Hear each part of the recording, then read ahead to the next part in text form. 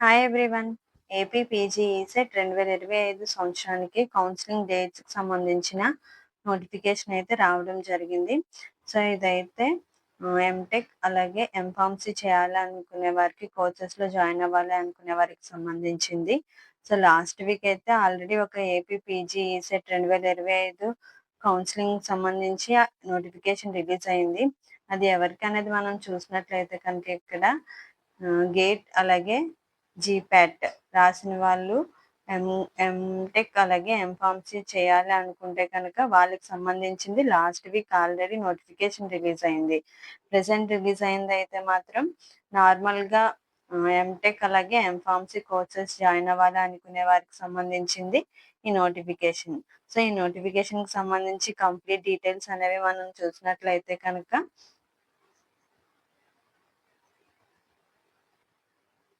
ఇప్పుడు చూసుకున్నట్లయితే మనం ఎంటెక్ అలాగే ఎంఫార్మసీ కోర్సెస్‌లో జాయిన్ అవ్వాలి అనుకునే వారికి 2025, 26 సంవత్సరానికి ఈ AP PG ECET counselling dates అనేవి రిలీజ్ అవుతున్నాయి. ఇక్కడ చూస్తే మనకి రిజిస్ట్రేషన్ అనేది అలాగే సర్టిఫికేట్ అప్‌లోడ్ అనేది ఇప్పుడు చూస్తే జూలై 17 నుండి జూలై 21 వరకు ఈ రిజిస్ట్రేషన్ ప్రాసెస్ అనేది జరుగుతుంది.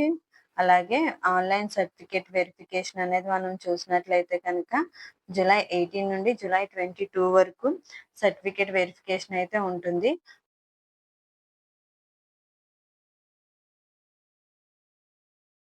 అలాగే స్పెషల్ కేటగిరీ వాళ్ళు ఎవరైతే ఉన్నారో వాళ్ళు అంటే ఎన్‌సీసీ, స్పోర్ట్స్, క్యాప్ వంటి స్కౌట్స్ అండ్ గైడ్స్ వంటి వాటికి సంబంధించి స్పెషల్ కేటగిరీ వాళ్ళు ఎవరైతే ఉన్నారో వాళ్ళైతే ఆంధ్ర యూనివర్సిటీకి వెళ్ళి సర్టిఫికేట్ వెరిఫికేషన్ అనేది చేయించడం జరుగుతుంది.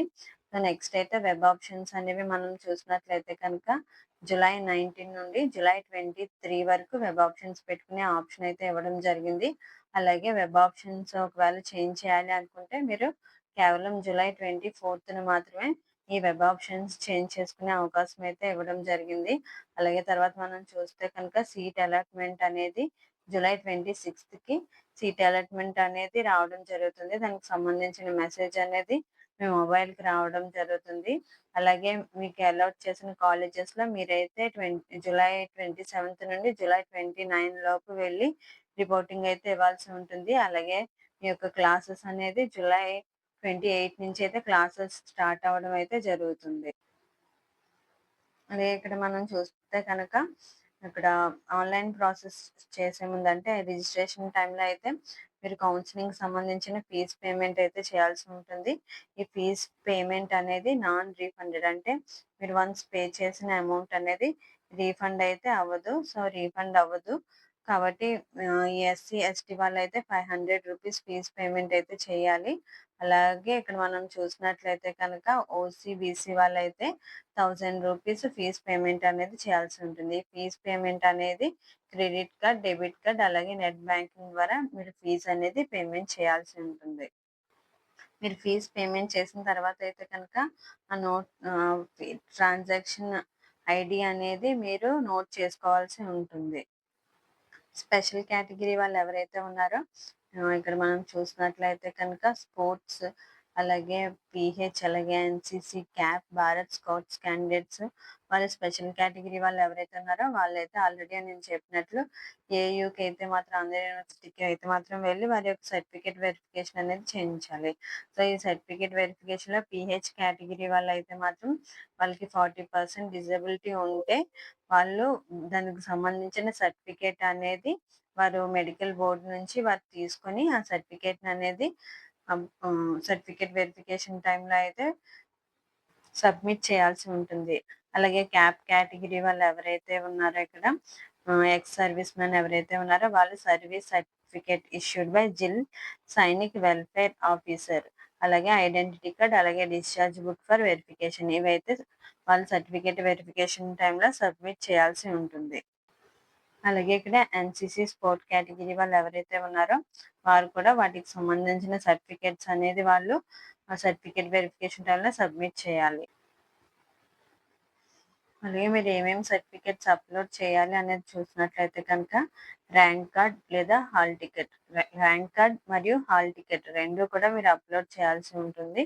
అలాగే ఇక్కడ చూసినట్లయితే డిగ్రీ సర్టిఫికేట్, మెమరాండమ్ లేదా ప్రొవిజనల్ సర్టిఫికేట్ కానీ మీరు సబ్మిట్ చేయాలి. అలాగే మెమో ఆఫ్ ఎస్ఎస్సి అంటే 10th class certificate, 10th class నుంచి గ్రాడ్యుయేషన్ వరకు ఉన్న స్టడీ సర్టిఫికేట్ అయితే మీరు సబ్మిట్ చేయాలి. అలాగే తర్వాత ఇంటిగ్రేటెడ్ కమ్యూనిటీ సర్టిఫికేట్ అంటే క్యాస్ట్ సర్టిఫికేట్ కూడా మీరు బీసీ, ఎస్సీ, ఎస్టీ క్యాండిడేట్స్ అయితే కనుక క్యాస్ట్ సర్టిఫికేట్ కూడా సబ్మిట్ చేయాలి. అలాగే రెసిడెన్షియల్ సర్టిఫికేట్, అలాగే ట్రాన్స్ఫర్ సర్టిఫికేట్, అలాగే ఇన్కమ్ సర్టిఫికేట్, అలాగే ఈడబ్ల్యూఎస్ కేటగిరీ వాళ్ళు అయితే దానికి సంబంధించిన సర్టిఫికేట్ అనేది వారు సబ్మిట్ చేయాలి. మెయిన్ అయితే మీరు ర్యాంక్ కార్డ్, అలాగే హాల్ టికెట్, అలాగే డిగ్రీకి సంబంధించిన మెమరాండమ్ లేదా ప్రొవిజనల్ సర్టిఫికేట్, క్యాస్ట్, ఇన్కమ్ ఈ 4 మాత్రం. ఒకవేళ మీకు ఇన్కమ్ సర్టిఫికేట్ లేకపోయినట్లయితే కనుక రేషన్ కార్డ్. ఈ 4 అయితే మాత్రం ఖచ్చితంగా మీరు డాక్యుమెంట్ సబ్మిట్ చేసేటప్పుడు అంటే డాక్యుమెంట్స్ అప్లోడ్ చేసేటప్పుడు ఈ 4 సర్టిఫికేట్స్ అనేవి ఖచ్చితంగా అప్లోడ్ చేయాల్సి ఉంటుంది. సో ఇది ఏపీ పీజీ ఈసెట్ కౌన్సిలింగ్ సంబంధించిన కంప్లీట్ ఇన్ఫర్మేషన్. ఈ ఇన్ఫర్మేషన్ వాల్యుబుల్ అనిపిస్తే కనుక లైక్ చేయండి, షేర్ చేయండి. ఇటువంటి మోర్ ఇన్ఫర్మేషన్ కోసం అయితే మన ఛానల్ని సబ్స్క్రైబ్ చేయండి. Thank you.